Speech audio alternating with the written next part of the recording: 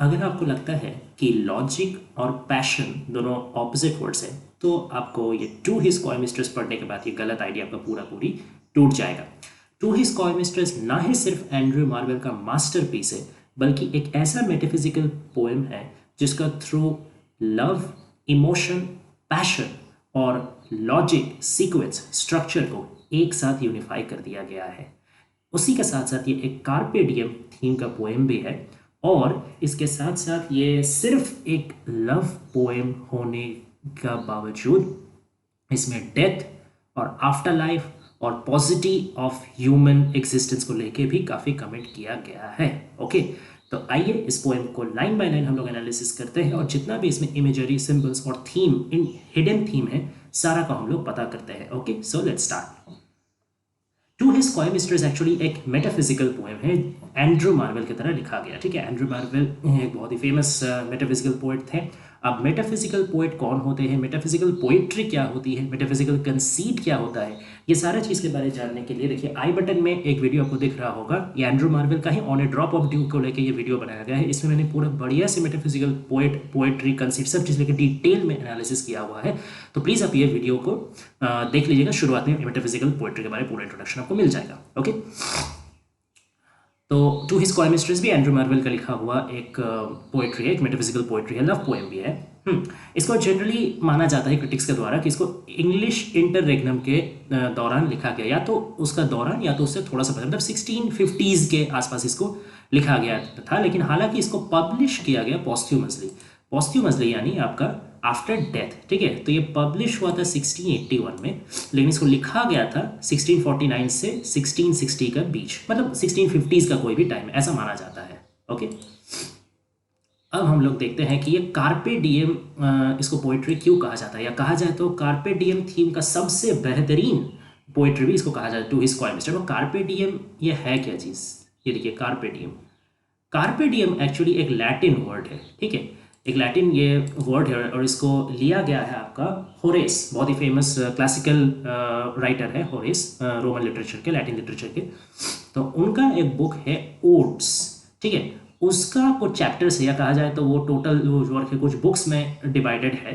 तो उसका जो बुक 1 है ना, देखिए ये है ओड्स, ये किताब का नाम, ये है होरेस, इन्होंने लिखा है। और बुक 1, इस ओड्स किताब का बुक 1 में से लिया गया है ये लैटिन फ्रेज कार्पे डियम। इसका मतलब है सीज द डे। ठीक है, मतलब दिन को पकड़ो, दिन को दखल करो।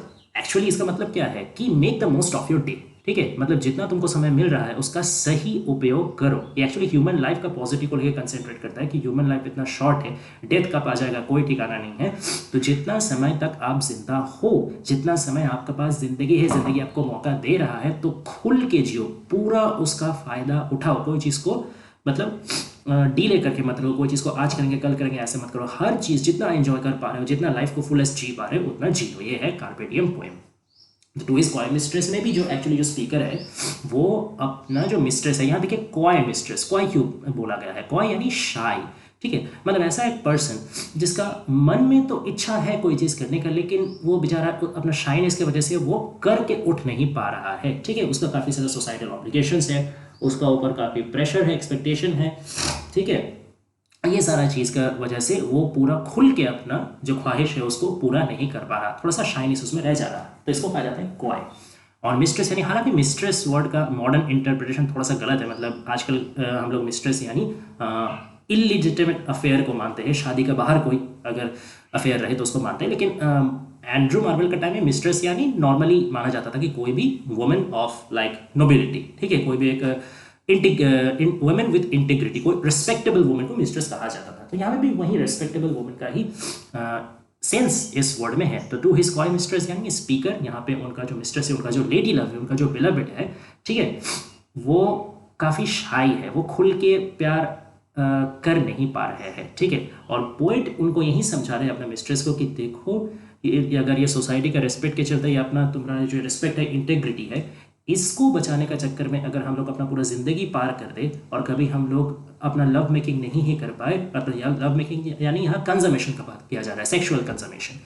ठीक है, अगर वो हो ही नहीं पाया तो एक बार जब हम लोग का यंग एज चल जाएगा, एक बार जब हम लोग का हाथ से चल जाएगा समय, तो वो दोबारा लौट के नहीं आएगा। डेथ एक बार हो जाएगा तो फिर तुम्हारा ये जो रिस्पेक्ट है, ये जो सोसाइटल इतना ऑब्लिगेशंस है, ये कोई काम पे नहीं आएगा। तो इससे अच्छा है कि चलो जितना देर हम लोग का यूथ है, कुछ दिन बाद तो चल ही जाएगा, जब तक यूथ है, जब तक हम लोग के पास ब्यूटी है, पावर है, तब तक हम लोग इसको यूज़ कर लेते हैं। Make the most of our time, यही है कार्पे डिएम थीम। ओके, तो ये पूरा पोएट्री में ही एंड्रू मार्वेल ने अपना, मतलब जो स्पीकर है उन्हें अपने लेडी लव को वो प्रेशराइज, एक तरीके से कन्विंस कर रहे हैं कि नहीं, ये सब बेकार का सोसाइटल ऑब्लिगेशन मान करके कोई फायदा नहीं, जब तक हम लोग के पास यूथ है, चलो उसका फुल इस्तेमाल करते हैं और लव मेकिंग करते हैं। ठीक है, आइए अब लाइन बाय लाइन पोएट्री को हम लोग पढ़ते हैं। Had we but world enough in time, this coyness lady were no crime। अच्छा, यहाँ पे शुरुआत में ही had से शुरुआत हो रही है। had यानी एक्चुअली if, मतलब अगर। ठीक है, अब देखिए मैंने आपको शुरुआत में ही बोला था कि ये जो पोएम है ये लॉजिक और इमोशन का, लॉजिक और पैशन का बहुत सुंदर एक ब्लेंडिंग है। क्यों? क्योंकि यहाँ पे स्पीकर ने अपना इमोशन को इतना, मतलब पैशनेटली भी एक्सप्रेस किया है, इतना जेन्युइनली, इतना स्ट्रांगली भी एक्सप्रेस किया है, और बहुत लॉजिकली भी उन्होंने प्रेजेंट किया है कि ऐसे वो एक एक लॉजिक प्रेजेंट कर रहे हैं अपने लेडी लव के सामने कि लेडी लव उसको काट ही ना सके, उस लॉजिक को वो डिनाई कर ही नहीं सके, उसको मतलब मानना ही पड़े। तो एक तरीके से कन्विंसिंग पोएम है ये, इसलिए आपको यहाँ लॉजिकल स्ट्रक्चर भी मिलेगा। इसलिए देखिए पहला जो सेक्शन है शुरू ही हो रहा है हैड यानी इफ से, कि अगर, मतलब एक कंडीशन डाला जा रहा है कि अगर ऐसा होता, अगर सब कुछ ऐसा होता, तब भले ही मैं मतलब डिले सहन कर सकता था। ठीक है, तो एक अभी कुछ कंडीशंस दिया जाएगा, ये देखते हैं क्या कंडीशंस दिया जा रहा है। Had we but world enough and time, मतलब अगर हम लोग के पास दुनिया में काफ़ी टाइम होता, वर्ल्ड इनफ एंड टाइम। ठीक है, मतलब पूरा यहाँ एक जियोग्राफिकल स्पेस का भी बात किया जा रहा है और एक टाइम, मतलब स्पेशियो टेम्पोरल बाउंड्री का बात यहाँ पे किया जा रहा है कि अगर हम लोग के पास जगह काफ़ी होता, अगर हम लोग के पास समय काफ़ी होता, दुनिया में हम लोग का एग्जिस्टेंस काफ़ी ज़्यादा समय के लिए होता, शॉर्ट टर्म ड्यूरेशन नहीं होता, तब भले ही हम लोग बहुत कुछ कर सकते थे। क्या क्या कर सकते थे? दिस कॉइनेस लेडी, लेडी मतलब वो अपने लेडी लव को बता रहा है, ये मिस्ट्रेस को बता रहा है, वेयर नो क्राइम, कि आपका ये जो शाइनेस है ना, ये कोई अपराध नहीं होता, ये लेकिन अपराध है नहीं। देखिए इतना स्ट्रॉन्ग वर्ड का यहाँ पे यूज़ किया जा रहा है, क्राइम। अब आप ही बताइए, कोई अगर शाई है, कोई अगर अपना मन में, दिल में जो है वो अगर अपना समाज का प्रेशर की वजह से या कोई कुछ भी वजह से वो उसको पूरा खुल के क्लियर नहीं कर पा रहा, उसको मतलब मन का इच्छा को काम में तब्दील नहीं कर पा रहा, तो ये कोई क्राइम तो नहीं है ना, ये कोई अपराध तो नहीं है। लेकिन स्पीकर इतना, मतलब उसको पहले ही उसको क्रिमिनल बना दे रहे हैं। ठीक है, उसका अंदर एक गिल्ट ला दे रहे हैं कि देखो तुम जो कर रहे हो ना, ये क्राइम है, ये सिर्फ गलती नहीं है, ये अपराध है, तो तुम एक क्रिमिनल बन जा रहे हो, अपने अनजाने में ही तुम एक क्रिमिनल बन जा रहे हो। तो बेहतर है कि तुम क्रिमिनल मत बनो, क्राइम मत करो। तो पहले ही एक ये गुंजाइश उनका दिमाग में, उनका लेडी लव के दिमाग में घुसा दिया जा रहा है कि you are guilty. Guilty of what? Guilty of coyness, shyness. तो ये शाइनेस छोड़ दो। We would sit down and think which way to walk and pass our long love's day। देखिए ये जो लॉन्ग लव, इसमें आपको एलिट्रेशन दिखेगा। ये लॉन्ग में भी एल साउंड है, लव में भी एल साउंड है, तो ये एलिट्रेशन है। ओके, सेम कंसोनेंट साउंड का रिपीटेशन होना। ओके, तो अगर we would sit down, similarly आप देखिए वी वुड, इसमें भी आपका एलिट्रेशन आपको दिखेगा। वी देखिए डब्ल्यू, वुड इसमें भी देखिए डब्ल्यू। ओके, फिर देखिए विच डब्ल्यू, वे डब्ल्यू, फिर देखिए वक में डब्ल्यू। तो ये सारी दोनों लाइन में आपको पहले डब्ल्यू का एलिट्रेशन दिखा, फिर लॉन्ग एंड लव एल का एलिट्रेशन। एलिट्रेशन का आपको यहाँ काफ़ी प्रयोग मिलेगा। सिर्फ एलिट्रेशन नहीं, मेटाफर, सिमिली, हाइपरबोल, काफ़ी ये लिटरेरी डिवाइस में भी काफ़ी पोएम लिखी, जैसे जैसे हम लोग पढ़ते जाएंगे वैसे वैसे आइडेंटिफाई करते चलेंगे। ओके, तो हम लोग बैठते, तब we would sit down and think which way, हम लोग बैठते और बैठ के सोचते।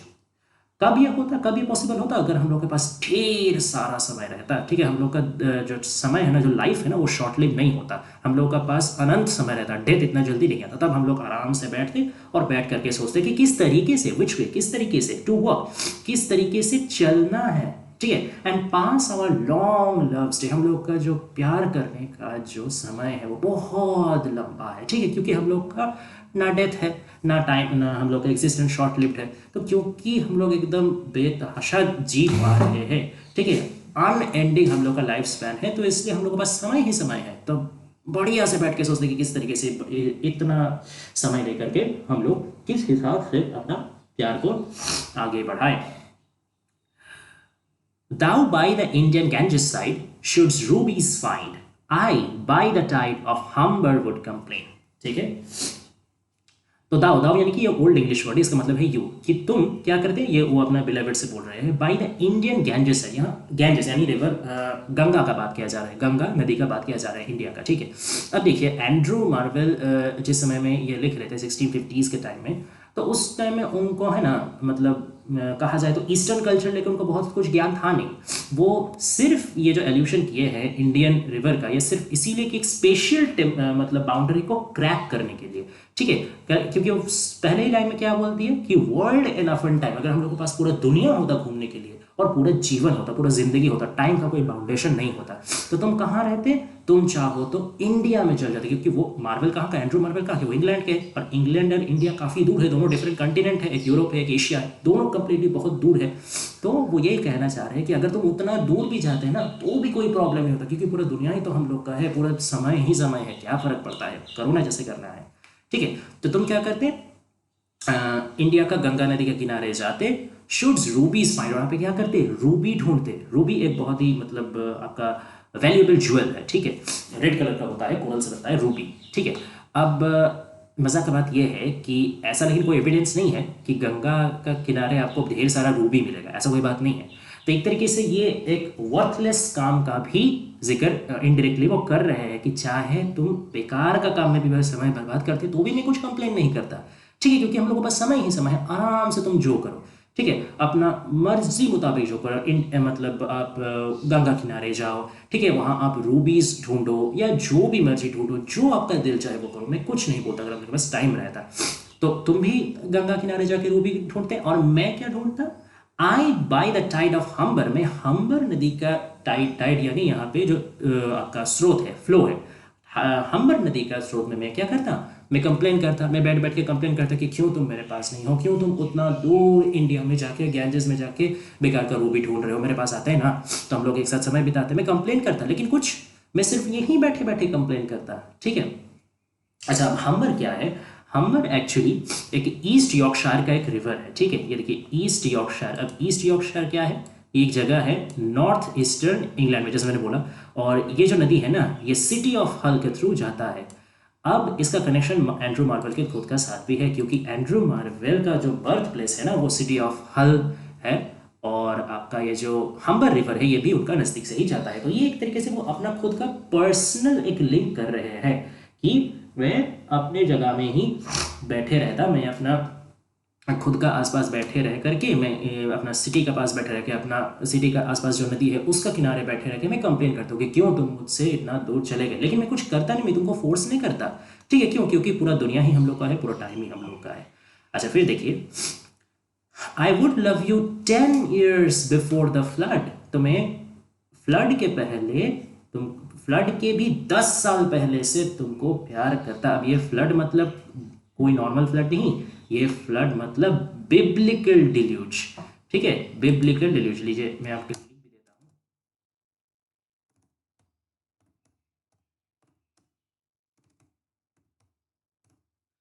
Biblical deluge. ठीक है, तो बिब्लिकल डिल्यूज यानी जो नोआ, नोआ तो सुना है ना, ये एक बिब्लिकल मिथ है आपका, कि क्रिश्चियनिटी का मिथ के अनुसार पूरा वर्ल्ड जब तबाह हो गया था एक फ्लड से। ठीक है, तो उसमें नोआ का आर्क था, नोआ एक मतलब आदमी थे, उनको एक आर्क दिया गया था, एक नाव जैसा दिया गया था, और उस नाव में नोआ काफ़ी सारा मतलब जितना भी स्पीशीज तरीके का है वर्ल्ड में, जितना भी प्लांट्स, जितना भी एनिमल है, क्रीचर है, सब स्पीशीज का एक एक मतलब दो दो स्पेसिमेन को लेकर के वो उठे थे वो नाव में, और पूरा जब दुनिया उस बाढ़ से, भयंकर बाढ़ से तबाह हो गया था, फिर दोबारा करके वर्ल्ड रिक्रिएट हुआ था, और नोआ अपने साथ जो स्पेसिमेन लेके आए थे वही स्पेसिमेन के साथ लेके वो फिर से दुनिया को रिक्रिएट किए थे। तो ये एक बिब्लिकल डिल्यूज का आपका कंसेप्ट यहाँ है। अब यहाँ देखने का बात यह है कि जब तब मतलब क्या, कि ये जो बाढ़ है एक तरीके के वर्ल्ड के रिक्रिएशन को दिखाता है, कि वर्ल्ड का हम लोग प्रेजेंट जो वर्ल्ड में है उसका शुरुआत ही हुआ है बिब्लिकल डिल्यूज से। तो जब वर्ल्ड का क्रिएशन ही इससे हुआ है, तो इससे 10 साल पहले से कोई कैसे प्यार कर सकता है, उससे पहले तो कोई जिंदा ही नहीं था, बाढ़ आके तो सब तबाह हो गया था, उसके बाद सब नोआ आए, धीरे धीरे मतलब सारा चीज़ रिक्रिएशन फिर से हुआ, फिर से ह्यूमन बींग्स आगे बढ़े, तब ना कोई लवर आएगा, तब ना कोई बिलवेड आएगा, तब ना वो प्यार शुरू करेगा। तो ये भी एक तरीके का एक आपका फिगर ऑफ स्पीच है। इसको हम लोग बोलते हैं hyperbole, 10 years before the flood. मतलब हाइपरबोल या एग्जेजरेशन मतलब क्या कि कोई भी स्टेटमेंट को, कोई भी बात को थोड़ा सा ज्यादा बढ़ा चढ़ा के बोलना, ठीक है, मतलब as to extent at such a point that it even moves beyond the truth, ठीक है, कि जो एक्चुअली में सच नहीं हो इतना बढ़ा चढ़ा के बोलना। क्यों? क्योंकि एक आपका इंपॉर्टेंस ऐड करने के लिए, फोकस ऐड करने के लिए, इंटेंसिटी ऐड करने के लिए। तो यहाँ पे सेम चीज बोला गया कि 10 साल फ्लड के पहले से मैं तुमको प्यार करना शुरू करूंगा, और and you should if you please refuse till the conversion of the Jews. और अगर तुमको अच्छा लगे, अगर तुमको मन करे तो तुम हमको रिफ्यूज करते जाना, ठीक है। कब तक रिफ्यूज करते जाना? Till the conversion of the Jews. अब कन्वर्जन ऑफ ज्यूज ये भी एक आपका बिब्लिकल एल्यूशन है। कन्वर्जन ऑफ द ज्यूज ये किस चीज को एल्यूशन करता है? ये किस चीज को दिखाता है? ये दिखाता है आपका द डे ऑफ जजमेंट। मैं आपके लिए लिख दे रहा हूं,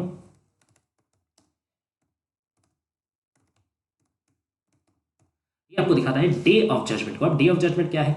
ये भी एक तरीके का क्रिश्चियन एल्यूशन है, बिब्लिकल मिथ है कि एक दिन दुनिया जब कयामत आएगी, ठीक है, जब पूरा दुनिया तबाह हो जाएगा हमेशा हमेशा के लिए, तो उसका बाद सारे जितना भी आदमी, मतलब दुनिया क्रिएट होने के बाद से जितना भी आदमी दुनिया में आए हैं, फिर उनका जिंदगी काटे हैं, फिर मर गए हैं, ऐसे करोड़ों करोड़ों अरबों अरबों जितना भी आदमी दुनिया का शुरुआत से लेकर के दुनिया का अंत का दिन तक आए हैं, जिंदगी काटे हैं, मर गए हैं, फिर से आए हैं, वो सारी का सारा आदमी का जो सोल है, जो स्पिरिट है, वो राइज करेगा, हेवन में राइज करेगा, और फिर सबका एक साथ विचार होगा, जजमेंट होगा। जो अच्छा पुण्य काम किया होगा वो पैराडाइज में जाएगा, हेवन में जाएगा, जो गलत काम किया होगा, पाप किया होगा, वो हेल फायर है, उसका डैमनेशन होगा।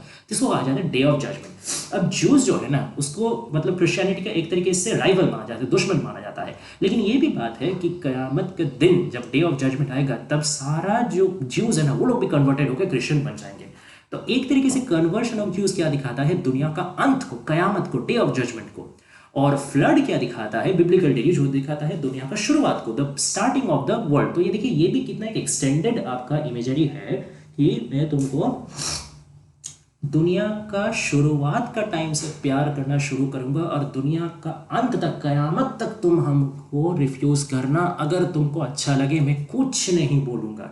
तो ये भी एक तरीके से दिखाया जा रहा है कि कितना समय हम लोग के पास है। ये सब हम लोग तभी ना कर सकेंगे जब हम लोग का डेथ नहीं होगा, जब हम लोग इटर्नल लाइफ जिएंगे, ठीक है ना। अगर मेरे पास समय रहता तो मैं थोड़ी तुमको इतना प्रेशर डालता। तब दुनिया का शुरुआत से लेकर के अंत तक भी तुम कंप्लेन करते तो मैं कुछ नहीं बोलता। ओके, फिर देखिए माई वेज, बहुत बहुत बहुत इंपॉर्टेंट ये लाइन है, और बहुत इंपॉर्टेंट ये कंसीड भी है। ये आ जाता है आपका मेटाफिजिकल कंसीड। वेजिटेबल लव, ये है एक मेटाफिजिकल कंसीड। मेटाफिजिकल कंसीड यानी ऐसा एक मेटाफर, ऐसा एक कंसीड, मतलब दोनों कंप्लीटली डिफरेंट चीज को एक साथ कंपेयर करना, और एकदम फार फेचेड लॉजिक होगा, ठीक है। कोई आसपास का नॉर्मल लॉजिक भी नहीं होगा, एक बहुत ही फार फेचेड क्रिटिकल लॉजिक लाया जाएगा, फिर दोनों कंप्लीटली डिफरेंट चीज को एक साथ कंपेयर किया जाएगा। इसको बोला जाता है मेटाफिजिकल कंसीड। अब बताइए, आप सोचिए, लव और वेजिटेबल दोनों में कोई दूर दूर तक का कोई रिश्ता है? कोई रिश्ता नहीं है, फिर भी एक एब्सर्ड, एक फार फेचेड लॉजिक लगाकर ये दोनों को कंपेयर किया गया। तो ये है मेटाफिजिकल कंसीड, ठीक है। अब कंपैरिजन किया किस बेसिस में गया? देखिए, वेजिटेबल क्या होता है? वेजिटेबल का जो ग्रोथ होता है ना, वो काफ़ी स्लो होता है, ठीक है। धीरे धीरे धीरे धीरे वेजिटेबल ग्रो करता है। वेजिटेबल क्या होता है? वेजिटेबल बहुत फ्रेश होता है, ऑर्गेनिक होता है, हेल्दी होता है। तो ये सारा क्वालिटी जो स्पीकर है वो समझाना चाह रहे हैं कि उनका प्यार में भी ये सारा क्वालिटी है। उनका प्यार भी फ्रेश है, उनका प्यार भी हेल्दी है, उनका प्यार भी नरिशिंग है, ओके, एनरिचिंग है। वो अपना बिलवेड को कोई फोर्स नहीं करना चाहते, अपना बिलवेड को वो कोई मेंटल प्रेशर या कोई फिजिकल प्रेशर कुछ नहीं देना चाहते। वो सिर्फ चाहते हैं कि उनका प्यार से बस उनका बिलवेड को जो सिर्फ और सिर्फ खुशी मिले, सिर्फ और सिर्फ उनको ग्रोथ मिले, सिर्फ और सिर्फ उनको एनरिचमेंट हो। और काफ़ी वो स्लो भी है, मतलब उनका खुद का कोई हरी नहीं है। उनका प्यार जो है ना, प्यार उनको मतलब इतना हरी करने में मजबूर नहीं करे। उनका प्यार तो खुद स्लो है, ठीक है, कि वो चाहते हैं कि धीरे धीरे धीरे धीरे एंजॉय कर करके, टाइम दे दे के लव को एंजॉय किया जाए, बिलवेड को आपका प्रेज किया जाए, ठीक है। तो ये है वेजिटेबल के साथ लव को कंपेयर करने का मतलब। एक और जो हिडन मीनिंग निकल के आता है, ठीक है, कि वेजिटेबल मतलब यहाँ पे एक्चुअली ये अपोजिट टू आपका नॉन वेजिटेरियन है, ठीक है। मतलब ये वेजिटेबल एक तरह के हार्बीवोरस को समझाता है, और ये ठीक अपोजिट टू कार्निवोरस है, ठीक है। मांसाहारी से ठीक ये उल्टा है। अब कार्निवोरस से उल्टा मतलब मांस से दूर रहना, बॉडी से दूर रहना, ठीक है। तो एक तरीके से पोएट ये भी समझाने का कोशिश कर रहे हैं कि मेरा जो प्यार है ना वो प्लेटोनिक लव है, वो फिजिकल लव नहीं है। मैं तुमको सिर्फ सेक्सुअली डिजायर नहीं करता हूँ, तुम्हारा शरीर के लिए मैं बस प्यार तुमको नहीं करता हूँ, मेरा प्यार आइडियल लव है, ठीक है। मुझे तुम्हारा सोल से मतलब है, मुझे तुम्हारा स्पिरिट से मतलब, मुझे तुम्हारा दिल से मतलब है, तुम्हारा शरीर से मुझे कोई मतलब नहीं है, ठीक है। तो मैं जो मेरा जो प्यार है ना वो सच्चा प्यार है, ट्रू लव है, नॉट ओनली फिजिकल और सेक्सुअल लव। ये भी वो समझाने का कोशिश कर रहे हैं, ठीक है। तो क्या वो बता रहे हैं यहाँ पे कि my vegetable love should grow vaster than empires and more slow. देखिए vaster than empire and more slow. एक एम्पायर जैसे ग्रो होता है, एम्पायर मतलब साम्राज्य, एक साम्राज्य जैसे धीरे धीरे धीरे धीरे मतलब छोटा से बड़ा होता है और बड़ा होता है, उससे भी ज्यादा वास्टर यानी मोर वाइडर, उससे भी ज्यादा विस्तार से मेरा जो प्यार है ना वो धीरे धीरे ग्रो करेगा, धीरे धीरे ग्रो करेगा, उससे ज्यादा मेरा विस्तार भी ज्यादा होगा और उससे भी स्लो होगा। तो ये भी एक तरीके से एक और हाइपरबोल या एग्जेजरेशन है कि जितना टाइम लेके एक बहुत बड़ा साम्राज्य बनता है, उस साम्राज्य का पावर या इंटेंसिटी अथॉरिटी से भी ज्यादा ताकत होगा मेरा प्यार में, और उससे भी स्लो स्लो मेरा प्यार आगे बढ़ेगा। मतलब बार बार वो यही समझाना चाहते कि मेरा कोई हरी नहीं है, मेरा प्यार में कोई हड़बड़ी नहीं है, मैं तो तुमको समय देके प्यार खुद करना चाहता हूँ, ठीक है। अब देखिए अब आता है फिर से अ सीरीज ऑफ अनदर हाइपरबोल्स, ठीक है। A 100 years should go to praise thine eyes and on thy forehead gaze। तो दाइन मतलब यहाँ पे योर, ये भी ओल्ड इंग्लिश है।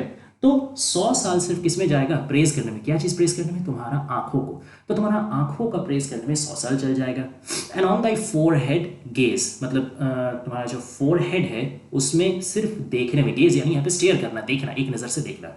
तो तुम्हारा मतलब यहाँ पे फिजिकल ब्यूटी को यहाँ पे डिस्क्राइब किया जा रहा है कि फिजिकल ब्यूटी बिलवेड का इतना प्यारी वो है, इतना मतलब लविंग वो है कि उसका एक एक बॉडी पार्ट का भी अगर प्रेज करना मतलब प्रेज करने के लिए प्रॉपर अगर प्रेज करना पड़े तो वो 100 साल से कम में होगा ही नहीं, इतना वो खूबसूरत है, ठीक है। तो यहाँ पे एलिवेट किया जा रहा है, यहाँ पे एक तरीके से इसको डीफाई भी किया जा रहा है। डीफाई मतलब आपको डिविनिटी का स्टेटस देना, ठीक है। तो यहाँ पे एक तरीके से गॉडेस का बराबर अपना लेडी लव को मार्वल समझा रहा है, स्पीकर यहाँ पे समझा रहे हैं कि तुम एक नॉर्मल इंसान हो ही नहीं, तुम एक गॉडेस जैसा खूबसूरत हो। तो तुम्हारा एक एक पार्ट को भी डिस्क्राइब अगर करना है, एक एक पार्ट को भी सही से प्रेस करना है ना, तो 100 साल हजारों साल चल जाएगा और मुझे कोई उसमें दिक्कत नहीं है, क्योंकि मैं चाहता हूँ कि धीरे धीरे तुम्हारा हर चीज़ बढ़िया से प्रेस करूँ, okay. And 200 to adore each breast, but 30,000 to the rest। तो एक एक जो तुम्हारा ब्रेस्ट है उसमें सिर्फ एक ब्रेस्ट के लिए 200 साल लगेगा एक एक ब्रेस्ट को सिर्फ प्रेज करने के लिए, इतना वो खूबसूरत है, इतना तुम्हारा फिजिकल ब्यूटी है। तो 100 साल जाएगा तुम्हारा आंखों का प्रेज करने में, तुम्हारा फोरहेड का प्रेज करने में, 200 साल जाएगा एक एक ब्रेस्ट को प्रेज करने में, और 30,000 साल बाकी के लिए, तुम्हारे बॉडी का जो बाकी पार्ट है ना उसमें 30,000 सालों तक मैं प्रेस करूंगा। इतना बढ़िया वो बॉडी है, इतना बढ़िया तुम्हारा खूबसूरती है, कैसे इससे कम समय में प्रेस करूं? तो ये फिर से एक तरीके का हाइपरबोल है। And as it leads to every part and the last it should show your heart. तो हर तुम्हारा बॉडी का जो एक एक ऑर्गन है, एक एक पार्ट है, उसके लिए एक एक एज लग जाएगा उसको डिस्क्राइब करने में, एक एक एज लग जाएगा उसको प्रेस करने में, और उसमें से जो आखिरी एज होगा वो किसको दर्शाएगा? तुम्हारा हार्ट को, तुम्हारा दिल को। तो ये देखिए ये एक तरीके से जो आखिरी एज वो उनके दिल के लिए रखे। ये फिर से एक कनोटेशन है कि मैं, क्योंकि इससे पहले वो बोले कि हमें हर एक तुम्हारा बॉडी पार्ट को प्रेस करूंगा, ठीक है, इससे वो उनका फिजिकल ब्यूटी को लेके भी बहुत एलिवेट कर दिए, लेकिन फिर थोड़ा वो टोन डाउन किए, क्योंकि एक तरीके से पढ़ के आप लोगों को लग सकता है कि एक एक ब्रेस्ट के लिए 200 साल, एक एक पार्ट के लिए हजार हजार साल। तो क्या मतलब जो पोएट है या जो स्पीकर है ये क्या सिर्फ उनका बॉडी से ही मतलब ऑब्सेस्ड है? हालांकि वो मुंह में तो बोल रहे हैं कि वेजिटेबल लव है, मुझे तुम्हारी बॉडी से कोई लेना देना नहीं, प्योर लव है, एकदम फ्रेश लव है, लेकिन फिर वो बॉडी से इतना ऑब्सेस्ड है। इसीलिए एक तरीके से टोन डाउन करने का भी ये एक प्रयास है कि एक तरीके से फिजिकल ब्यूटी को भी दर्शाया गया, उसको भी अडोर किया गया, उसको भी प्रेस किया गया, और ये भी दिखा दिया गया कि लेकिन मैं तुम्हारा हार्ट को इग्नोर नहीं कर रहा हूँ। जो आखिरी होता है, एक तरीके से आप ये भी समझिए कि सबसे हम लोग का जो चीज़ हम लोग आखिरी के लिए रख देते हैं, कभी कभी ऐसा भी ना हम लोग सोचते हैं कि जो सबसे बढ़िया चीज़ है, जो सबसे बेस्ट चीज़ है, उसको हम लोग एकदम आखिरी के लिए रख देंगे कि उसको आराम से एंजॉय करेंगे, उसको आराम से डिस्क्राइब करेंगे। तो एक तरीके से पूरा एग्जिस्टेंस का, मार्वल का बिलवेड का जो एग्जिस्टेंस है उसमें सबसे बढ़िया क्या है? उसका दिल। इसीलिए उसको आखिरी के लिए एकदम केयरफुली रख दिया गया कि आखिरी में इसको आराम से इसको मतलब एंजॉय किया जाएगा, इसका मतलब डिस्क्राइब किया जाएगा, ठीक है। तो एक तरीके से ये टोन डाउन कर रहे कि नहीं मेरा अभी भी, लेकिन मेरा फोकस तुम्हारा दिल में ही है, मेरा प्यार सच्चा है, ठीक है। For lady you deserve this state not would I love at lower rate, क्योंकि लेडी, देखिए फिर से बोला जा रहा है लेडी लव को। अच्छा, ये जो आपका कहा गया ये है apostrophe. For lady you deserve this state. अब अपोस्ट्रॉफी मतलब क्या है? अपोस्ट्रॉफी ये भी एक तरीके का फिगर ऑफ स्पीच है जहां पे आप किसी को अगर एड्रेस करते हैं, ठीक है, कोई इंसान हो सकता है या कोई और भी चीज़ है जिसको एड्रेस करके, जिसको संबोधित करके आप कुछ बोलते हैं पैशनेटली, उसको कहा जाता है अपोस्ट्रॉफी। तो ये एक अपोस्ट्रॉफी का उदाहरण है, ठीक है। तो मेरी प्रियतमा, मेरी लेडी लव, आप यही कंडीशन डिजर्व करते हैं, क्योंकि एक आपका ब्यूटी ही इतना है कि अगर इससे कम मैं तारीफ करूं, आपका 30,000 साल एक युग से कम अगर मैं तारीफ करूं तो वो आपका प्रति अन्याय होगा। ठीक है, सोचिए कितना प्यार भरा है मार्वल के दिल में, ठीक है, कि कितना मतलब वो रिस्पेक्ट कर रहे हैं और वो समझा भी रहे हैं कि non would I love at lower rate, और मैं इससे कम रेट में खुद नहीं प्यार करूंगा। अगर तुम मुझे बोलो भी ना कि नहीं इतना 30,000 साल मत लगाओ, इतना 200 साल मत लगाओ एक एक पार्ट को डिस्क्राइब के लिए, मैं तुम्हारा बात सुनूंगा ही नहीं, क्योंकि इतनी प्यारी तुम हो, इतनी खूबसूरत तुम हो, इससे अगर कम समय में व्यतीत करूँ ना तुम्हारा मतलब प्रेस कर में, तो वो तुम्हारे लिए अपमान होगा। Okay, you are so lovely, you are so like super human state, ठीक है। तो ये हो गया आपका फर्स्ट पार्ट। यहाँ पे क्या हुआ, यहाँ पे कंडीशन बताया गया कि ये सारा चीज का पॉसिबल होता अगर वर्ल्ड एनफ एंड टाइम, अगर मेरे पास पूरा दुनिया होता, सिर्फ मेरा नहीं तुम्हारे पास भी, हम लोग के पास, ओके, अगर पूरा दुनिया होता और अगर पूरा जिंदगी होता, तो मैं तब मैं एकदम आइडियल लव, ठीक है, ऐसे ही करता। लेकिन अब देखिए आ रहा है नेक्स्ट पार्ट, ठीक है। But at my back I always here, ठीक है, मतलब लेकिन मेरा जो पीछे है ना, मुझे हर समय सुनाई देता है। क्या सुनाई देता है? Times winged chariot hurrying near. देखिए बहुत इंपॉर्टेंट, यहाँ पे एक इमेजरी या सिंबल का प्रयोग किया गया है, टाइम्स विंग्ड चैरियट, ठीक है।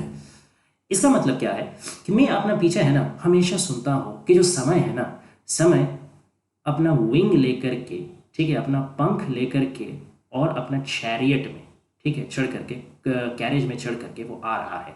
तो यहाँ एक तरीके से डबल इमेजरी के यूज किया गया, क्योंकि टाइम क्या है, टाइम बहुत फास्ट है, टाइम बहुत फ्रीली फ्लो करता है, टाइम किसी के लिए रुकता नहीं है, ठीक है ना।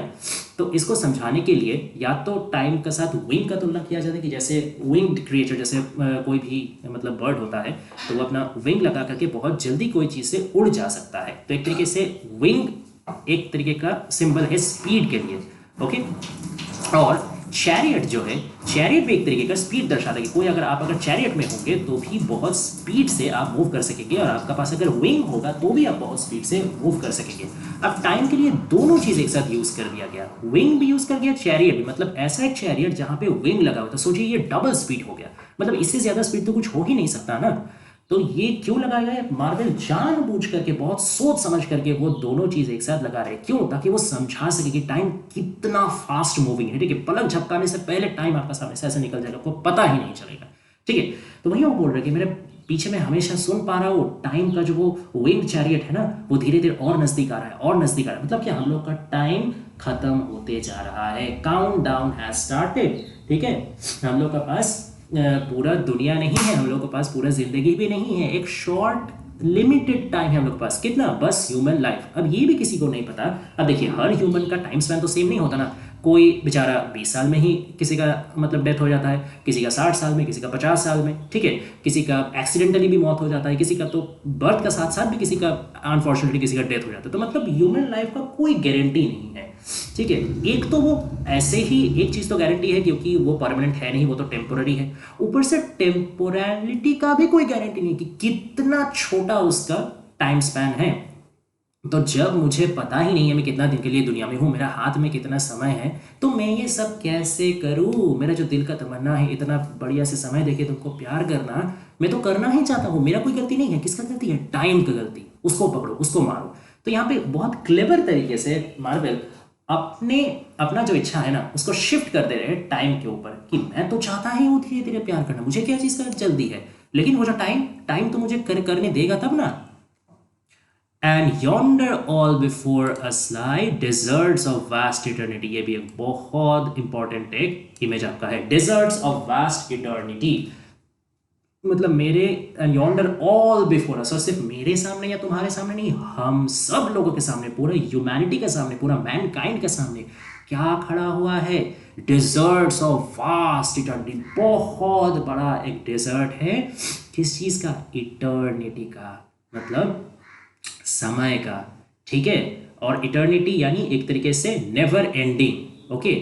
मतलब ये कभी, इटर्निटी मतलब क्या? किस, हर, जो चलता ही रहेगा, चलता ही रहेगा हर समय के लिए, ठीक है। It's for ever. ये क्या है? ये टाइम है, ठीक है। सिर्फ एक ही चीज कांस्टेंट है, सिर्फ एक ही चीज का कभी कोई अंत नहीं होगा, वो क्या है? वो है टाइम। तो एक तरीके से टाइम को यहाँ पे एक गॉड लेवल में एलिवेट किया गया। इसको आप कंपेयर कीजिए, थोड़ा ही पिछला स्टैंजा में जो अपना बिलवेड को वो गॉडेस लेवल में डिविनिटी का स्टेटस दिए थे, अब उनसे वो छीन लिया गया। बोला अब और तुम और गॉडेस नहीं हो, ठीक है। अब तुम्हारे पास डिवाइन पावर नहीं है, अब तुम सिर्फ मनुष्य हो, एक आम आदमी हो। और अब गॉड लेवल कौन है? आप गॉड लेवल है टाइम, वो है इटर्नल, टाइम है इटर्नल, टाइम है एवरग्रीन। टाइम का कोई अंत नहीं है, लेकिन टाइम सबका अंत, हम लोग का, मेरा अंत, तुम्हारा अंत, सारा मनुष्य जाति का अंत करेगा कौन? टाइम। और वो चलते रहेगा, चलते रहेगा, चलते रहेगा, और बहुत तेज चलते रहेगा। तुम्हारा हाथ, मेरा या तुम्हारा समझ से पहले हम लोग को खत्म करके चल जाएगा, ठीक है। इसीलिए यहाँ पे डेजर्ट का यूज किया गया। डेजर्ट एक तरीके से ड्राइनेस को समझाता है, डेजर्ट एक तरीके से लैक ऑफ लाइफ को समझाता है, ठीक है। तो इसीलिए डेथ के लिए डेजर्ट एक काफी एक तरीके से क्या बोला जाए कि अच्छा सिंबल है, अच्छा इमेजरी है, कि कोई प्राण नहीं है, कोई फ्रेशनेस नहीं है, ठीक है। अगर अब देखा जाए तो वो जो अपना वेजिटेबल लव का बात कर रहे हैं, ये जो डेजर्ट है उनका सामने जो कोई मतलब फर्टाइल लैंड दिख ही नहीं रहा उनको, तो अपना सामने क्या दिख रहा है? डेजर्ट दिख रहा है। और अपना पीछे क्या सुनाई दे रहा है? कि टाइम आ रहा है, टाइम अपना विंगेड चैरियट में आ रहा है, दौड़ दौड़ करके आ रहा है, मतलब स्पीकर को पकड़ने के लिए। और स्पीकर सामने दौड़े, लेकिन सामने उसका क्या है? Vast eternity. तो कहाँ जाए? ना वो आगे जा सकते हैं, ना वो पीछे जा सकते हैं, ठीक है। अब देखिए, आगे जाना मतलब क्या? फ्यूचर में जाना, ना वो फ्यूचर में जा सकता है। और पीछे जाना मतलब क्या? पास्ट में जाना, तो वो भी ना पास्ट में जा सकते हैं ना फ्यूचर में जा सकते हैं, सिर्फ उनका पास प्रेजेंट है। और प्रेजेंट में उनका हाथ से निकलते जा रहा, निकलते जा रहा, क्योंकि टाइम जल्दी से वो खा ले रहा है, ठीक है। तो पूरा कंट्राडिक्टरी एक चीज यहाँ पे प्रेजेंट किया गया है, एक टोटल अपोजिट चीज यहाँ पे दर्शाया गया है, okay. Thy beauty shall no more be found, nor in thy marble vault shall sound. तो तुम्हारा जो ब्यूटी है, ठीक है, तुम्हारा जो लवलीनेस है, उसको लेकिन और ढूंढा नहीं जाएगा। मतलब ब्यूटी जो तुम्हारा अभी है वो लेकिन नहीं रहेगा कुछ दिन बाद।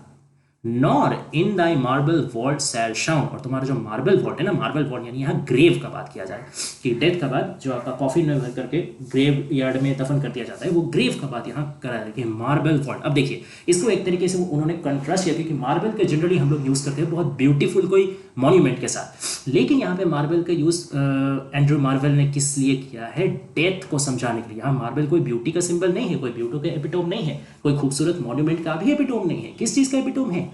ग्रेव का एपिटोम है, ठीक है। तो एक तरीके से एक हिडन मीनिंग ये भी है कि सारा खूबसूरत चीज सिर्फ ट्रांजिटरी है, सिर्फ शॉर्ट लिव्ड है, ठीक है ना। उसका एक दिन अंत लिखा है, हर खूबसूरत चीज एक दिन मिटेगा ही मिटेगा, ठीक है।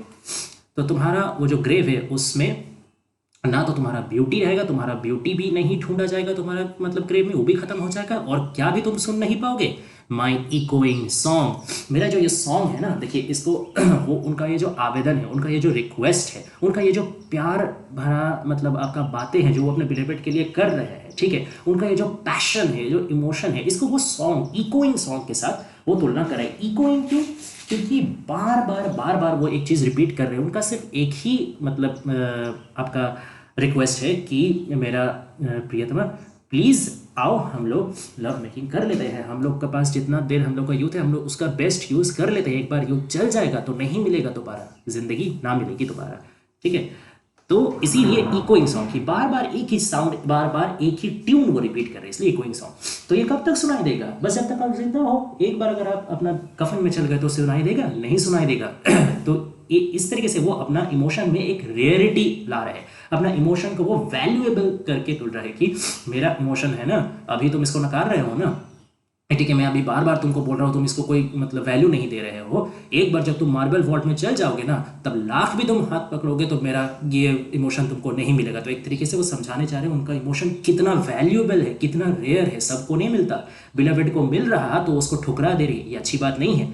तो बहुत मतलब क्या बोले, बहुत मतलब क्लेवरली वो देखिए कितना लॉजिकली वो एक एक चीज कर रहे हैं, एक हर एक चीज वो लॉजिक के साथ रखे, कोई इसको काट पाएगा? अकाट्य लॉजिक है ये, इसको अनडिनाइबल लॉजिक है, इसको पिरामिड कैसे काटेगी? और देखिए ये जो सेक्शन है ये किससे शुरू हुआ? बट से शुरू हुआ, ठीक है। मतलब ये एक तरीके से कॉन्ट्रडिक्शन है। जो हम लोग का पहला स्टैंजा था वो किससे शुरू हुआ था? हैड से, यानी इफ से। तो मैंने पहले आपको बताया था कि इफ से शुरू हुआ है, मतलब एक कंडीशन है कि अगर ऐसा होता। लेकिन अब दूसरा सेक्शन किससे शुरू हुआ है? बट से, मतलब लेकिन, मतलब जो भी मैं कंडीशन बोला वो एक्चुअली में नहीं है, वो रियलिटी में नहीं है। अगर वो कंडीशन रहता तब मैं अपना आइडियली जो सोचा था उस हिसाब से मैं प्रोसीड कर पाता, लेकिन कंडीशन कुछ और है, असलियत में कंडीशन कुछ अलग है। तो अब हम लोग का ये लिमिटेशन, ये जो सेक्शन है ना, ये लिमिटेशन को प्रेजेंट कर रहा है। पहला सेक्शन जो है अपना दिल का ख्वाहिश का प्रेजेंट किया कि अगर आइडियल टाइम रहता, कंडीशन रहता, कंडीशन मेरे फेवर में रहता तो मैं क्या करता, मेरा दिली ख्वाहिश क्या है। और अब वो सपोज कर, मतलब जो इस सेकंड स्टैंजा में, वो सेकंड सेक्शन में वो प्रेजेंट कर रहे हैं कि उनका रियलिटी क्या है, उनका लिमिटेशंस क्या है, उनको क्या क्या क्या उनको मतलब भुगतना पड़ रहा, क्या क्या मतलब उनका हाथ पैर क्यों बंधा हुआ है, ये वो प्रेजेंट कर रहे हैं, ठीक है। My echoing song, then worms shall try that long preserved virginity। कितना डरावना इमेज है, आप सोचिए कि वो क्या बोल रहे हैं कि ठीक है तुम अभी अपना वर्जिनिटी को प्रिजर्व करके रख रहे हो, तो अभी अपना ऑनर को सोसाइटी की वजह से मेरे साथ लव मेकिंग नहीं कर रहे हो ना, ठीक है कोई बात नहीं। एक दिन क्या होगा, जब तुम्हारा डेथ हो जाएगा तब कहाँ जाएगा? तब तो तुम्हारा बॉडी, तुम्हारा ब्यूटी, तुम्हारा फिजिकल जो भी अक्षर है सारा कहाँ जाएगा? मार्बल वॉल्ट में जाएगा, वो भी खूबसूरत मार्बल वॉल्ट में नहीं, दफन में, कफन में जाएगा, ठीक है। और वहाँ पे क्या होगा फिर तुम्हारा ब्यूटी का? वर्म्स विल ट्राई, तुम जो इतना प्यार से जतन से अपना वर्जिनिटी को बचा के रखे हो, अपना ऑनर को बचा के रखे हो, अपना ब्यूटी को बचा के रखे हो, उसका क्या होगा? That will turn to dust, ठीक है। वो सारा चीज है डस्ट है, मुझे थोड़ा इसका अगला वाला लाइन में ही आएगा, वहाँ हम लोग फिर से देखेंगे। तो जो कीड़े मकोड़े हैं ना वो खाएंगे तुम्हारे वर्जिनिटी को, ठीक है। क्यों? क्योंकि बॉडी एक बार जब आपका डिकम्पोज हो जाता है, ठीक है, उसके बाद क्या होता है कि जितना भी कीड़े मकोड़े, इंसेक्ट रहता है, बैक्टीरिया रहता है, वो उसको मतलब मिला देते हैं, वो उसको ब्रेक डाउन करके एकदम नॉर्मल एलिमेंट्स में उसको मतलब ट्रांसफॉर्म करके मिट्टी में उसको मिला देते हैं। ये एक साइंटिफिक फैक्ट है, ये देखिए। तो इमेजरी भी जो यूज करें वो भी साइंटिफिक इमेजरी, मतलब उनका पूरा पोएम में, इसलिए मैंने बोला कि लॉजिक और इमोशन दोनों एकदम यूनिफाई हुआ, आप दोनों को एक दूसरे से अलग नहीं कर सकते। यही टू हिज कॉय मिस्ट्रेस को इतना खास बनाता है, ठीक है। तो ये एक तरीके से वो डरा रहे हैं कि ठीक है मुझे नहीं करने दे रहे हो ना, मैं तुम्हारा लवर हूँ, मेरे दिल में तुम्हारे लिए इतना प्यार है, मुझे तुम सिर्फ सोसाइटी का ऑनर किया, अपना शर्म के लिए तुम मतलब मेरा से तुम अपना वर्जिनिटी चाहते हो कि मैं मतलब मेरे वजह से तुम्हारी वर्जिनिटी ना हो। ठीक है कोई बात नहीं, ऐसे नहीं तुम वर्जिनिटी को बचा सकोगे, तब तो वर्म्स, कीड़े मकोड़े लेंगे तुम्हारे वर्जिनिटी। कीड़े मकोड़े तुमको मतलब प्यार करते हैं, कीड़े मकोड़े के दिल में तुम्हारे लिए प्यार है, या कीड़े मकोड़े मेरे जैसा खूबसूरत है, या मेरे जैसा यंग है, या मेरे जैसा अच्छा है, ठीक है। तो ठीक है चलो, तो इतना अच्छा जब तुमको मतलब ऑप्शन मिल रहा है उसमें तुम खुद से मना कर रहे हो, तो ठीक है चलो, तुम्हारे लिए तो और भयंकर भविष्य तुम्हारे लिए इंतजार कर रहे हैं, जहाँ पे कीड़े मकोड़े तुमसे कंसेंट भी नहीं पूछेंगे, तुमसे पूछेंगे भी नहीं कि क्या मैं करूं, वो अपना काम करके लगे, तब क्या करोगे? तो ये एक तरीके से अब वो पूरा डरा रहे हैं कि अब देखो, अब मेरा बात नहीं मानोगे तो यही सब होगा, अब चॉइस इज योर्स, इस तरीके का है, ठीक है। And your quaint honour turn to dust, ये देखिए dust, and into ashes all my lust. और तुम्हारे ये जो ऑनर है ना, देखिए क्वेंट, क्वेंट शब्द का अर्थ होता है स्ट्रेंज, मतलब ये जो तुम्हारा ऑकवर्ड ऑनर है, मतलब ये तुम्हारा ये ऑनर का कंसेप्ट हमको समझ ही नहीं आता कि ऐसा ऑनर मतलब वो, ये एक तरीके से वो मतलब एक सोसाइटल नॉर्म्स में भी सवाल उठा रहा है स्पीकर, कि ये जो सोसाइटी सबको बोलता है कि नहीं ये प्यार नहीं करना चाहिए, प्यार करके मतलब ये लव मेकिंग करनी, ये सब सही नहीं है, ये इसको करने से वर्जिनिटी लूज कर देने से शादी के पहले ये लड़की खराब हो जाती है, ये सब जो विक्टोरियन कंसेप्ट है ना, ठीक है, बहुत ही मतलब क्या बताया जाए, बहुत ही मोरलिस्टिक कंसेप्ट है। तो इसका क्या फायदा है ना, ये बहुत ही अजीब है, मतलब इसका तो कोई सेंस ही नहीं बनता। ये क्या तुम्हारा दिल में जो मतलब प्यार है उसका साथ क्या ये पैरेलल करता है? तुम भी क्या सच में यही मानते हो? ये जो क्वेंट वर्ड यूज़ किया गया, इससे पोएट ये भी दर्शा रहा है कि उनका जो लेडी लव है, उनका जो बिलवेड है, वो भी लेकिन दिल से ये सब चीज़ वो नहीं मानते हैं, ठीक है, कि मतलब ऐसे लव मेकिंग करने से, वर्जिनिटी लूज करने से बहुत ज़्यादा प्रॉब्लम होगा, वो लव मेकिंग नहीं करना चाहते, ऐसा बात नहीं है, लेकिन सिर्फ दूसरों का प्रेशर से उनको ये करना पड़ रहा है। तो इसलिए क्वेंट वर्ड लगा दिया गया कि तुम्हारा ये कैसा ऑनर, जो तुम खुद ही अपना ऑनर का टर्म्स, अपना ऑनर का मतलब क्राइटेरिया तुम खुद सेट ना कर सको, दूसरे का ऑनर का टर्म पे तुमको खुद को ऑनरेबल दिखाना पड़े, कैसा ये अजीब सा ऑनर, ठीक है। एक तरह से सोसाइटी को भी क्वेश्चन है। और ऐसा ऑनर जो कुछ दिन बाद क्या हो जाएगा, मिट्टी में मिल जाएगा। मिट्टी में मिल जाना मतलब जब डेथ हो जाएगा तुम्हारा, तब तुम्हारा जब फिजिकल एग्जिस्टेंस ही नहीं रहेगा तो कौन ऑनर पूछने वाला रहेगा, कौन पूछने वाला रहेगा, कोई रहेगा ही नहीं, तो डस्ट हो जाएगा। And into ashes all my lust, और मेरा जो सारा डिजायर है, ठीक है, मेरा जो ये लव है, जो पैशन है, इमोशन है, या मेरा जो फिजिकल डिजायर भी है, जो भी है मेरा प्यार है, वो सारा क्या हो जाएगा, वो सारा ऐश में टर्न हो जाएगा, वो सारा मिट्टी में वो छाई हो जाएगा। ठीक है, अब एशेस क्यों कहा गया, क्योंकि लस्ट को एक तरीके से फायर के साथ तुलना किया जाता है कि ये ऐसा एक फायर है, फायर ऑफ इमोशंस है, जो हर चीज़ को कंज्यूम कर लेता है, हर बाधा, हर प्रतिबंधकता, हर एडवर्सिटी को कंज्यूम कर लेता है। लेकिन तो इसका मतलब क्या है कि तुम अगर अपना सोसाइटल जो प्रेशर है, ये हम लोग का लव में एक इम्पेडिमेंट है, एक एडवर्सिटी है, तो तुम अलाउ करो, मेरे पास वो फायर है, मेरे पास वो इमोशन है, आग जैसा, जो इस बीच का जो इम्पेडिमेंट है, ऑब्स्टेकल है, इसको जला करके राख कर दे सकता है। ठीक है, लेकिन तुम तो मुझे अलाउ कर नहीं रहे हो, तो अगर तुम मुझे अलाउ करते तो ये सोसाइटल इम्पेडिमेंट को मैं जला के राख कर देता, और फिर हम लोग आराम से अपना मन के हिसाब से लव मेकिंग कर सकते। ठीक है, लेकिन तुम नहीं करोगे तो मेरा जो ये फायर है ना, यही एक दिन राख बन जाएगा। तो जिस दिन मेरा फायर का बर्निंग कैपेसिटी ही नहीं रहेगा, जिस दिन मेरा इमोशंस ही नहीं रहेगा, उस दिन क्या फायदा होगा तुम्हारा, उस दिन क्या करोगे। The grave's a fine and private place but none I think do there embrace. मतलब क्या कि जो ग्रेव है ना, वो है तो बहुत ही खूबसूरत जगह, प्राइवेट प्लेस, यहाँ पे प्राइवेसी को आप देखिए फोकस किया जा रहा है कि ठीक है, मतलब प्राइवेसी को क्यों फोकस किया जाए, ये भी एक तरीके से एक सटल आयरनी है, सटल एक मॉकिंग किया जा रहा है कि बिलवेड का जो सोच है, जो एटीट्यूड है उसके प्रति, कि ठीक है, तुम अभी अपना प्राइवेसी मेंटेन कर रहे हो ना, मतलब तुम अपना वर्जिनिटी मेंटेन कर रहे हो, तुम अपना प्राइवेसी मेंटेन कर रहे हो कि तुम्हारा जो भी मतलब लव है या लव मेकिंग है, वो तुम अपना जो जिसम है वो मेरे साथ शेयर नहीं करना चाह रहे हो, इच्छा रहने का बावजूद। ठीक है, तो ऐसा प्राइवेसी मेंटेन करके क्या फायदा। तो ये प्राइवेसी, चलो तुमको ग्रेव में तो ये प्राइवेसी मिल जाएगा, लेकिन ग्रेव में लेकिन कोई एम्ब्रेस नहीं मिलेगा। But none I think do there embrace, लेकिन मुझे नहीं लगता कि जब तुम ग्रेव में चल जाओगे तो वहाँ कोई तुमको एम्ब्रेस करने वाला रहेगा। एम्ब्रेस करना मतलब हग करना, ठीक है, कोई तुमको गले लगाने वाला नहीं रहेगा। मतलब क्या, वहाँ पे लव का कोई सीन नहीं है, वहाँ पे कोई तुमको इमोशन नहीं दिखाएगा, वहाँ पे कोई तुम्हारे लिए चिंता नहीं करेगा, कोई तुम्हारे लिए प्यार नहीं दर्शाएगा, तो क्या वो ज़्यादा बेहतर ऑप्शन होगा। तो ये एक तरीके से दोनों चॉइस ऑप्शन ये बिलवेड को अपना दे दे रही है। ठीक है, देखो तुम्हारे पास दो ही रास्ता है, या तो तुम अभी मुझे रिफ्यूज़ कर रहे हो तो ठीक है करते जाओ, तो उसका नतीजा क्या होगा वो भी जान लो। एक तो वर्म्स तुम्हारे वर्जिनिटी को खा जाएंगे, ठीक है, तुम्हें अपना इतना जो प्राइवेसी है ना, वो प्राइवेसी भी तुमको मिल जाएगा, लेकिन वहाँ पे मेरा सॉन्ग नहीं रहेगा, इतना बार मैं तो जो तुमको पैम्पर कर रहा हूँ, मेरा वजह से तुमको अच्छा लग रहा है, इतना कोई तुमको मतलब पैम्पर कर रहा है, फ्लैटर कर रहा है ना, वो रहेगा ना, मेरा प्यार तुम्हारे लिए रहेगा ना, मैं तुम्हारे लिए बार बार रिक्वेस्ट करूँगा, और ना ही तुम्हारा ऑनर रहेगा। ठीक है, ना मेरा प्यार का फायर रहेगा, सब कुछ मिट जाएगा। तो जब जो चीज़ तुम इतना संभाल के रख रहे हो उसको तुम बचा ही नहीं सकोगे, ठीक है ना, और वो तुम्हारा दिल का भी ख्वाहिश नहीं है, तो क्या फ़ायदा ऐसा फालतू का चीज़ को स्टिक करके रहने का। उससे अच्छा है कि जब सब चीज़ मिटने ही वाला है तो जितना टाइम हम लोग के पास है उसको हम लोग अपना दिल का ख्वाहिश पूरा करने के काम लगे, कम से कम खुश तो रहेंगे। अब देखिए, अब नेक्स्ट टर्म आता है, इसको मैं थोड़ा सा अलग कर देता हूँ तब आपको पक्का पता चलेगा।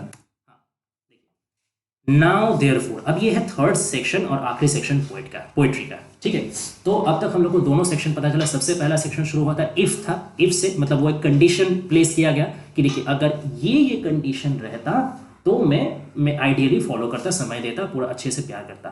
फिर जो नेक्स्ट सेक्शन हुआ वो बट से शुरू हुआ, मतलब डिक्लाइनिंग से शुरू हुआ, डिनाइंग से शुरू हुआ, कि जो कंडीशन मैंने बताया, जो आइडियल कंडीशन है, रियल मतलब कंडीशन उससे ठीक उल्टा है। जो कंडीशन मैंने दिया था, जो एक्चुअली रियलिटी है, जो लिमिटेशंस है, वो उस कंडीशन को फुलफिल करने नहीं देंगे। तो हम लोग के पास कितना भी हम मन में चाहे वो पूरा नहीं कर सकते हैं। ठीक है, अब बोला जा रहा है नाउ देयरफॉर, मतलब अब क्या किया जाए। तो अब एक तरीके से एक वे आउट दिया जा रहा है, एक सोल्यूशन दिया जा रहा है। तो पहले अपना इच्छा बताया गया, फिर प्रॉब्लम्स बताया गया कि मेरा इच्छा कौन प्रॉब्लम्स की वजह से मैं उसको पूरा नहीं कर पा रहा हूँ, और अब सोल्यूशन दिया जा रहा है। ठीक है, कोई बात नहीं, मैं देखिए बिलवेड को उसने पोइट ने डरा भी दिया कि ठीक है तुम मेरा बात नहीं सुनोगे ना, तो ठीक है अब यही सब होगा। अब बिलवेड डर गई है, अब उसको एक तरीके से सोल्यूशन प्रोवाइड किया जाए, लेकिन कोई बात नहीं, डरो मत, ये सब तो होगा, लेकिन एक ऐसा तरकीब मेरे पास है जिससे हम लोग ये सारा मतलब फसाद का जड़ को खत्म कर सकते हैं और एक सोल्यूशन निकाल सकते हैं। तो अब ये सोल्यूशन बता दीजिए क्या करें तब, टाइम का जो ये पॉजिटिव है, जो हम लोग को यार को परिणति नहीं लेने दे रहा हो, तुम्हारा भी ऑनर को डस्ट कर दे रहा, तुम्हारा भी जिंदगी को तबाह कर दे, इसको इससे बचा कैसे जाए। देखिए, तो ये है रिजोल्यूशन पार्ट या सोल्यूशन पार्ट। आइए देखते हैं। Now therefore while the youthful you sits on the skin like morning due, ये देखिए, sits on the skin like morning due, तो ये सिमिली का एग्जाम्पल है, ठीक है, क्योंकि यहाँ पे क्लियरली लाइक शब्द यूज किया गया है, ठीक है। तो यहाँ पे यूथफुल यू को मॉर्निंग ड्यू के साथ रिप्रेजेंट मतलब कंपैरिजन किया जा रहा है। क्यों? क्योंकि मॉर्निंग ड्यू क्या होता है कि वो बहुत ही खूबसूरत होता है, बहुत ही शाइनिंग होता है, बहुत ही डेलिकेट होता है, लेकिन वो ट्रांजिटरी होता है, वो बहुत समय के लिए नहीं रहता। जैसे ही आपका मतलब दिन बढ़ता है, सूरज का तापमान बढ़ता है, वो ऐसे ही इवेपोरेट हो जाता है, ठीक है, उसका अस्तित्व खत्म हो जाता है। ओके, तो ठीक वैसे यूथफुल यू मतलब यहाँ पे कलर, ब्लशिंग, ब्राइटनेस, ठीक है। तो अभी तुम यंग हो, अभी मैं भी यंग हूँ, तो तुम्हारा यूथ की वजह से जो भी ब्यूटी तुम्हारे पास है वो, लेकिन जैसे ही यूथ खत्म होगा, तो जैसे हीट बढ़ने के साथ साथ मॉर्निंग ड्यू भी इवेपोरेट हो जाता है, ठीक वैसे ही एज बढ़ने का साथ साथ, ठीक है, तुम्हारा जो खूबसूरती है ना, ये भी मॉर्निंग ड्यू जैसा इवेपोरेट हो जाएगा। तो जब तक ये तुम्हारे पास है, जब तक ये यूथ, ये ब्यूटी, ये सब कुछ, ये लवलीनेस तुम्हारे पास है, चलो उसको कुछ मतलब यूज़ किया जाए, एक बार चल जाएगा, फिर तो लाख सर पीट के भी कोई फायदा नहीं होगा।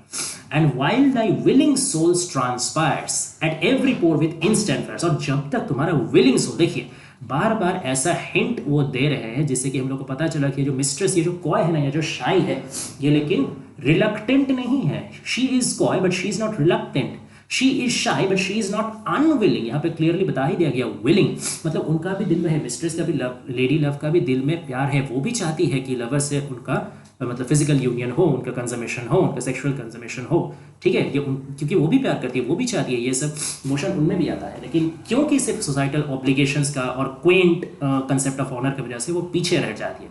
तो ये उनको दोबारा ये रिमाइंड करा रहे हैं कि ठीक है, तो तुम्हारा वो फालतू का कंसेप्ट पकड़ के मतलब रख के तुम करोगे ही क्या, क्योंकि उससे तो तुमको कुछ मिलने वाला नहीं है, सिर्फ तबाही और फ्रस्ट्रेशन के अलावा। तो इसलिए मैं जो तुमको अभी सोल्यूशन दे रहा हूँ वो सुनो, ये तुम्हारा भी मन का मुताबिक है, मेरा भी मन का मुताबिक है, इससे हम लोग को अच्छा रहेगा, एक सोल्यूशन मिलेगा। ओके, तो जब तक तुम्हारा विलिंग सोल ट्रांसपायर कर रहा है, ट्रांसपायर मतलब एक्चुअली ट्रांसपिरेशन है ना, एक प्रोसेस है जहाँ पे प्लांट्स अपने लीव्स का थ्रू आपका जो वाटर वेपर है उसको रिलीज करते हैं, ठीक है।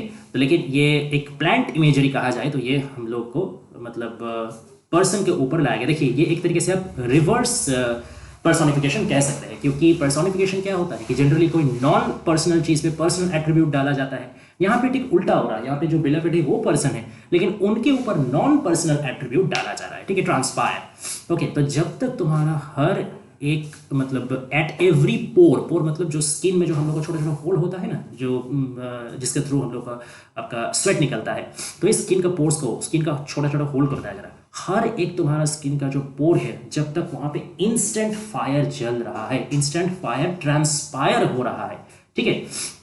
ये फायर मतलब क्या? Fire of love, fire of emotion. याद है इससे पहले सेकंड सेक्शन में पोएट ने बोला था कि into ashes all my lust, तो मेरा जो लस्ट है, मेरा जो लव का फायर है, वो एक दिन राख बन जाएगा, वो एक दिन निभ जाएगा। तो वही सेम फायर बिलवेड में भी है। ये उनको रिमाइंड किया जा रहा है कि सिर्फ मेरा अकेले में नहीं है, मैं सेल्फिश नहीं हो रहा हूँ। ऐसा बात नहीं कि तुम नहीं चाहते, मैं जबरदस्ती अपना सिर्फ भूख मिटाने के लिए तुमको सेक्सुअल कंजम्पशन कर रहा हूं। तुम्हारे अंदर भी सेम डिजायर है, उसको पहचानो, रिकॉग्नाइज करो, इसमें कोई क्राइम नहीं है। देखिए, एकदम पहले कॉइनेस को क्या बताया गया कि कॉइनेस क्राइम है, मतलब तुम जो छुप रहे हो ना, तुम जो अपना डिजायर को रिकॉग्नाइज नहीं कर रहे, सोसाइटी की वजह से छुप छुप के रह रहे हो, मुंह बंद करके रह रहे हो, ये क्राइम है। अगर तुम अपना मतलब डिजायर को पूरा करने का कोशिश करो, उसको एक्नॉलेज करो, वो कोई क्राइम नहीं है, वही उचित काम है। ये वो समझा रहे हैं, एक तरीके से वो डी कोड कर रहे हैं, डिबंक कर रहे हैं। सोशल जो मिथ होता है ऑनेस्टी का, ऑनर का, उसको वो डिबंक कर रहे हैं, उसको वो तोड़ रहे हैं और अपना एक नया मिथ यहाँ पे वो क्रिएट कर रहे हैं,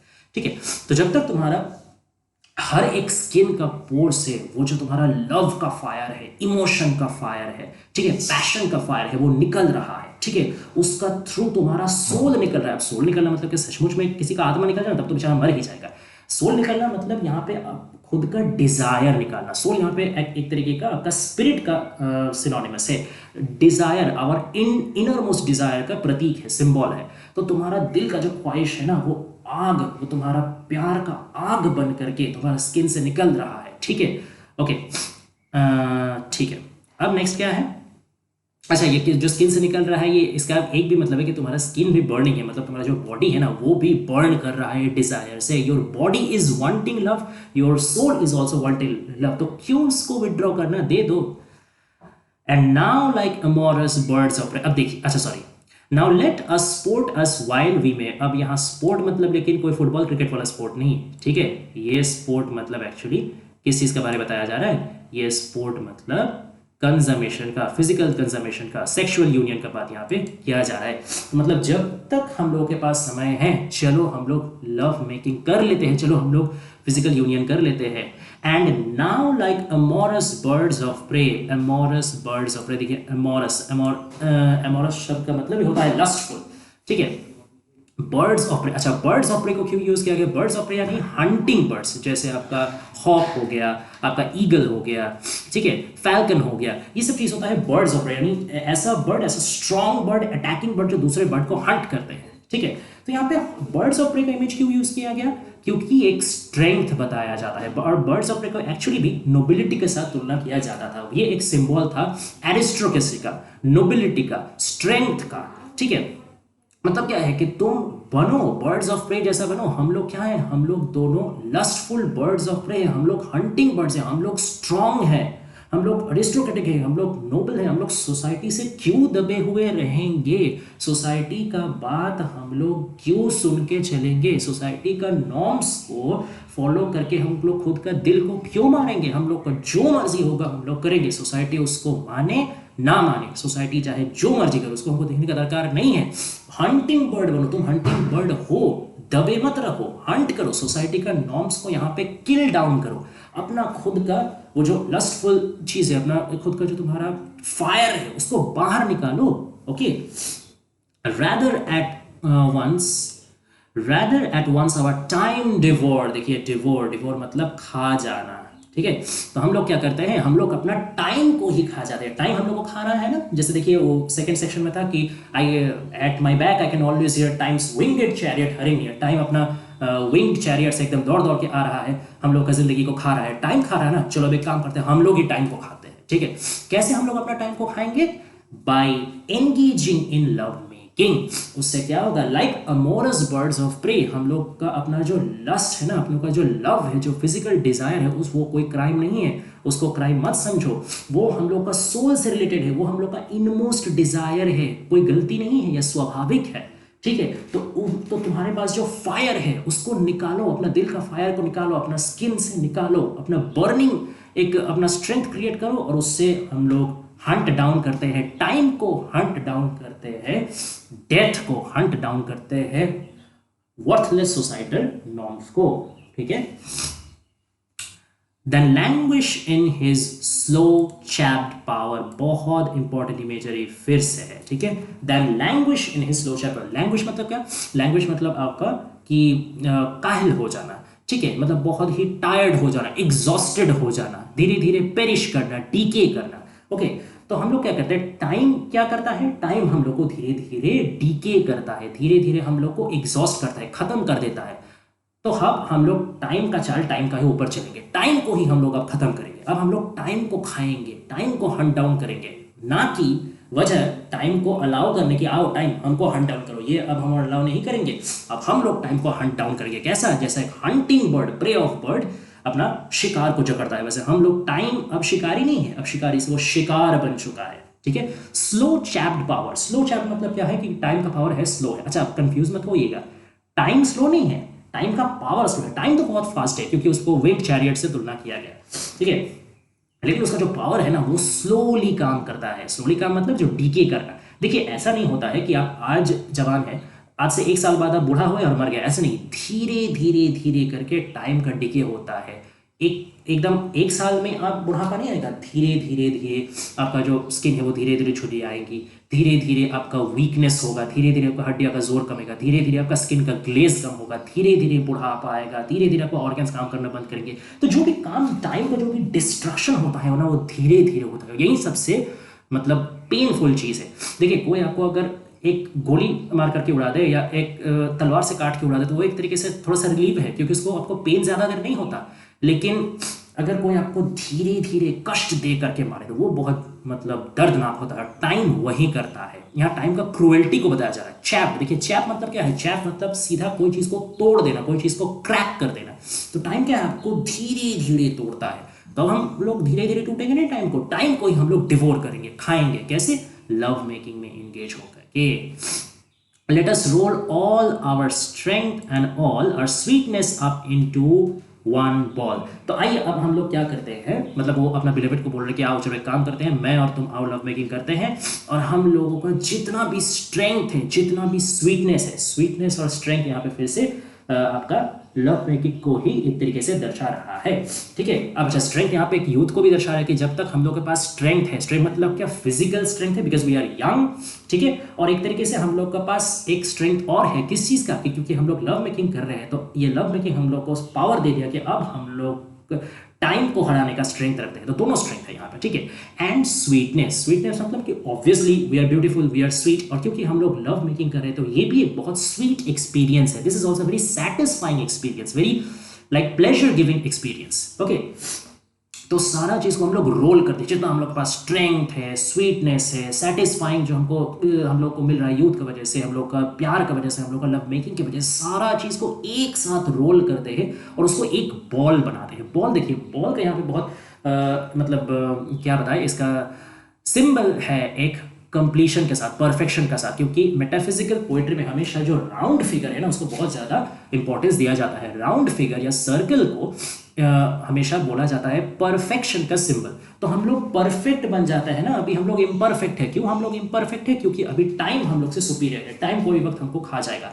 लेकिन हम लोग अगर एक सर्कल बना ले तो वो हम लोग को एक तरीके से गार्ड करेगा। ठीक है। वो हम लोग को एक तरीके से शील्ड करेगा। सर्कल बॉल वो है, वो खुद एक परफेक्शन है, तब हम लोग परफेक्ट बन जाएंगे।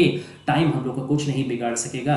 अच्छा, अब ये चीज आपको समझना जरूरी है कि यहाँ पे लेकिन मार्वल एक बार भी बात ये नहीं समझाने का कोशिश कर रहे हैं कि जो स्वीटनेस होता है, मतलब सॉरी, जो यहाँ पे लव मेकिंग होता है, लव मेकिंग करने से कोई अमर हो जाता है। बिल्कुल नहीं, बिल्कुल ये समझने का गलती मत कीजिएगा कि कोई अगर एक बार लव मेकिंग कर लिया तो बस अब तो उसका मौत होगा ही नहीं। अगर ऐसा होता तब तो कभी कोई आदमी मरता ही नहीं, है ना।